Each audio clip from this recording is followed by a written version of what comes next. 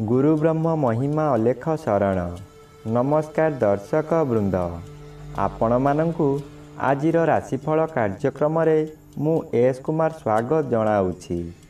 प्रतिदिन निजर राशिफल जानिबा पई गुरुकृपा यूट्यूब चैनल को सब्सक्राइब करंतु और पाखरे थिबा बेल आइकन को प्रेस करी ऑल नोटिफिकेशन ऑन करी दियंतु, जहा फल रे आमे जेते बेले वीडियो अपलोड करिवो प्रथमे आपण वीडियो देखि पारिबे।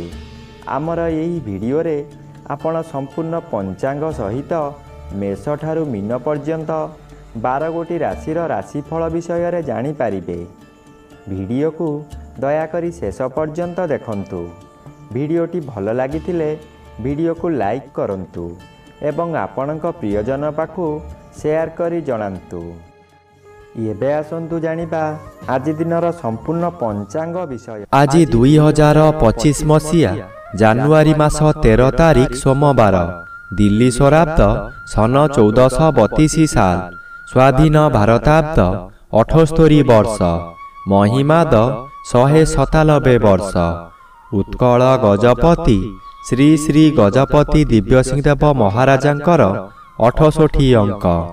सौरस्व पौष मास 29 दिन, चांद्रमते पौष पूर्णिमा तिथि, शेष रात्रि 3 घंटा 53 मिनिट पर्यंत।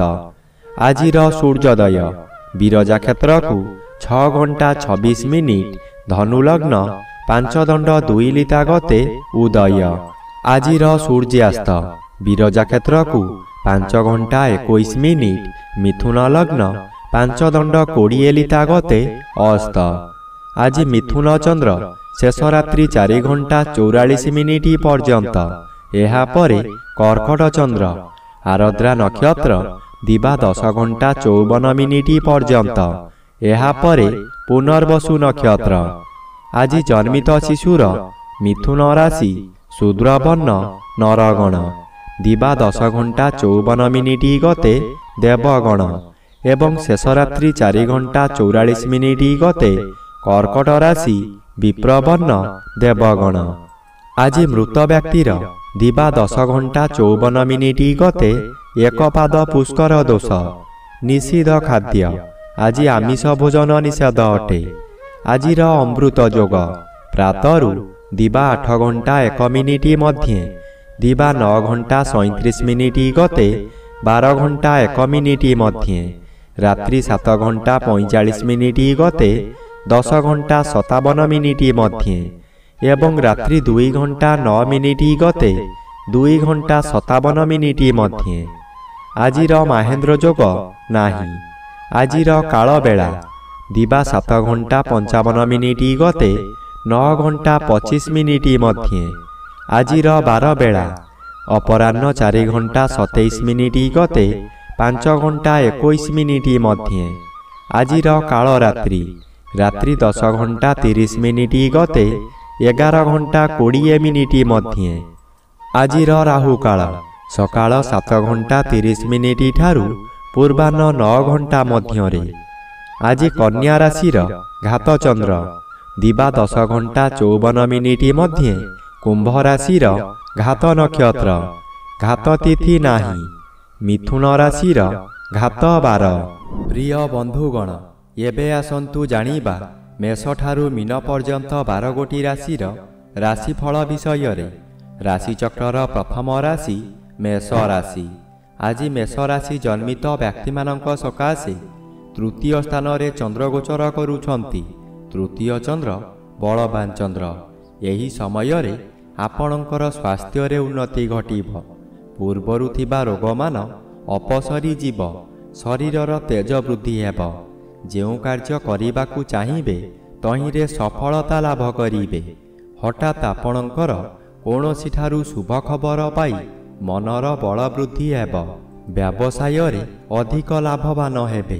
धन संचय करिबार दिनटिए। एबे आसंतु जानिबा राशिचक्रर द्वितीय राशि वृष राशि विषय रे।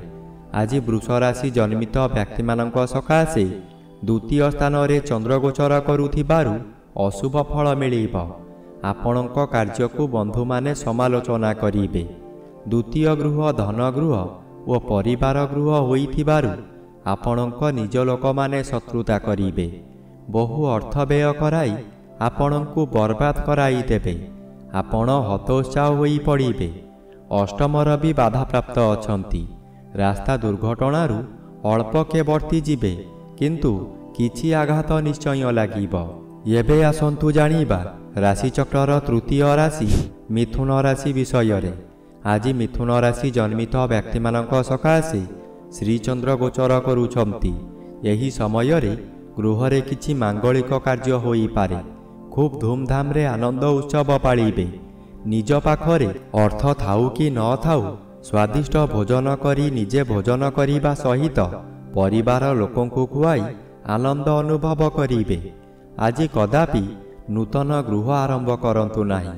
ଗୃହ ଆରମ୍ଭ କଲେ ତାହା ଅଧାରୁ ବନ୍ଦ ହୋଇପାରେ କିମ୍ବା କୌଣସି ଅଘଟଣ ଘଟିପାରେ।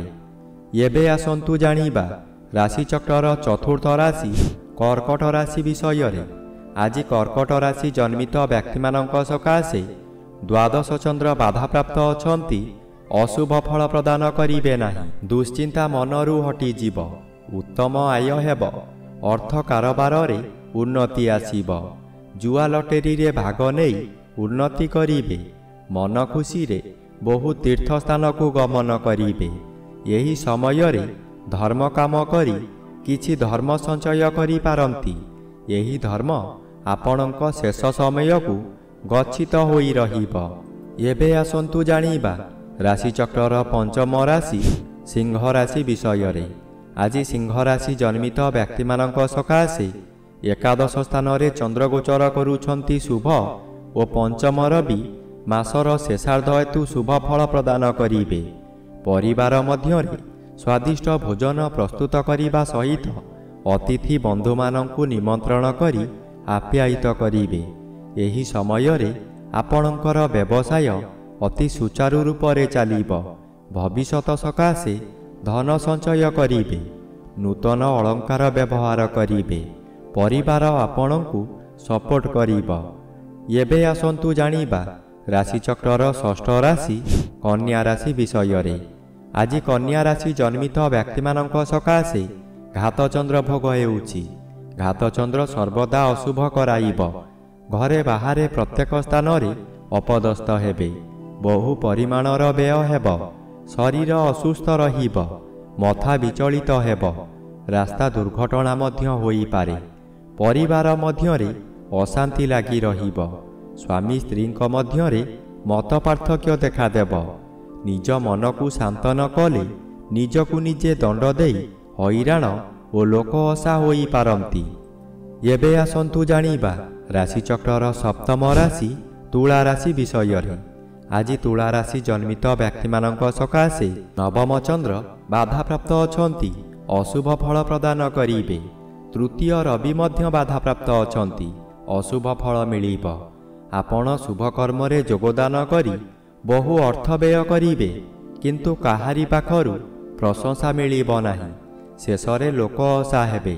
ଆପଣଙ୍କୁ ଲୋକମାନେ ପରିହାସ କରିବେ। ଆପଣଙ୍କର ଅସ୍ଥିରତା ପ୍ରକାଶ ପାଇବ। ଆପଣ କ୍ଷୋଭ ପ୍ରକାଶ କରିବେ। ମନରେ ଦୁର୍ବଳତା ପ୍ରକାଶ ପାଇବ। ଏବେ ଆସନ୍ତୁ ଜାଣିବା ରାଶିଚକ୍ରର ଅଷ୍ଟମ ରାଶି ବିଛା ରାଶି ବିଷୟରେ। ଆଜି ବିଛା ରାଶି ଜନ୍ମିତ ବ୍ୟକ୍ତିମାନଙ୍କ ସକାଶେ ଅଷ୍ଟମ ଚନ୍ଦ୍ର ବାଧାପ୍ରାପ୍ତ ଅଛନ୍ତି। ଅଶୁଭ ହେବା କଥା ହେବ, କିନ୍ତୁ ଏତେ ଅଧିକ ହେବ ନାହିଁ। ଦ୍ୱିତୀୟ ରବି ଅଶୁଭ। ଆପଣ ବିଭିନ୍ନ ସ୍ଥାନକୁ ଯାତ୍ରା କରିବେ। ବିବାଦ ଆସିବ, କିନ୍ତୁ ସତର୍କ ରହିବା ଜରୁରୀ। ସତର୍କ ରହିଲେ ବିବାଦରୁ ମୁକ୍ତି ମିଳିବ।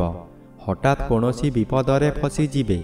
ମାନସିକ ସ୍ତରରେ ଯନ୍ତ୍ରଣା ପାଇବେ। ରାତ୍ରି ଅନିଦ୍ରା ମଧ୍ୟ ହୋଇପାରନ୍ତି। ଆପଣଙ୍କର ଦୂରଦୃଷ୍ଟିର ଅଭାବ ରହିବ। କିଛି ଭାବିବା ସମୟରେ ବିଭ୍ରାନ୍ତିକର ପରିସ୍ଥିତି ଉପୁଜିବ। ଏବେ ଆସନ୍ତୁ ଜାଣିବା ରାଶିଚକ୍ରର ନବମ ରାଶି ଧନୁରାଶି ବିଷୟରେ।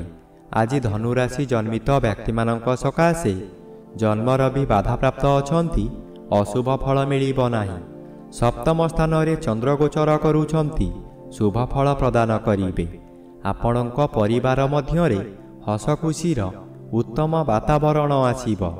ଏହି ସମୟରେ ଆପଣଙ୍କ ଜନ୍ମସ୍ଥାନଠାରୁ ଦୂରରୁ ଖୁସି ଖବର ମିଳିବ। ଆୟ ବୃଦ୍ଧି ହେବ। ସ୍ୱାମୀ କିମ୍ବା ସ୍ତ୍ରୀ ଜଣେ ଅନ୍ୟ ଜଣଙ୍କୁ ନିବିଡ଼ ଭାବରେ ଭଲ ପାଇବେ। ଯାହା ବ୍ୟବସାୟ କରୁଛନ୍ତି ତହିଁରେ ଆଶାଠାରୁ ଅଧିକ ଆୟ ହେବ। ଭବିଷ୍ୟତ ସକାଶେ ସଞ୍ଚୟ ହେବ।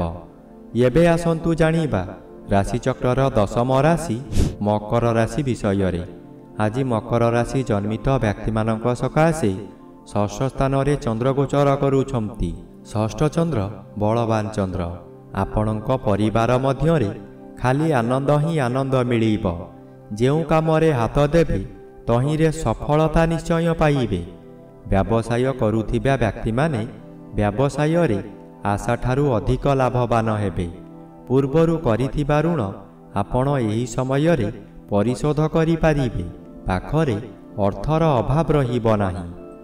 ଏବେ ଆସନ୍ତୁ ଜାଣିବା ରାଶିଚକ୍ରର ଏକାଦଶ ରାଶି କୁମ୍ଭ ରାଶି ବିଷୟରେ। ଆଜି କୁମ୍ଭ ରାଶି ଜନ୍ମିତ ବ୍ୟକ୍ତିମାନଙ୍କ ସକାଶେ ପଞ୍ଚମ ଚନ୍ଦ୍ର ବାଧାପ୍ରାପ୍ତ ଅଛନ୍ତି ଓ ଏକାଦଶ ରବି ମଧ୍ୟ ବାଧାପ୍ରାପ୍ତ ଅଛନ୍ତି। ଶୁଭଫଳ ମିଳିବ ନାହିଁ। ଆପଣଙ୍କ ମନ ଅସ୍ଥିର ରହିବ। କଥା କଥାକେ ଆପଣ ରାଗିଯିବେ। ଶରୀର ଅସୁସ୍ଥ ରହିବ। ଦୁଃଖ ଯନ୍ତ୍ରଣାରେ ଆପଣ ଜର୍ଜରିତ ହୋଇପଡ଼ିବେ। କରୁଥିବା କାର୍ଯ୍ୟରେ ବାଧା ଆସିବାରୁ ଆପଣ ହତାଶ ହୋଇପଡ଼ିବେ।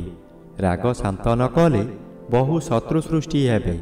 ପରିବାରରେ ପିଲାମାନେ ଅମାନିଆ ହୋଇଯିବେ। ଏବେ ଆସନ୍ତୁ ଜାଣିବା ରାଶିଚକ୍ରର ଦ୍ୱାଦଶ ବା ଶେଷ ରାଶି ମୀନ ରାଶି ବିଷୟରେ। ଆଜି ମୀନ ରାଶି ଜନ୍ମିତ ବ୍ୟକ୍ତିମାନଙ୍କ ସକାଶେ ଚତୁର୍ଥ ଚନ୍ଦ୍ର ବାଧାପ୍ରାପ୍ତ ଅଛନ୍ତି। ଅଶୁଭ ଫଳ ପ୍ରଦାନ କରିବେ ନାହିଁ।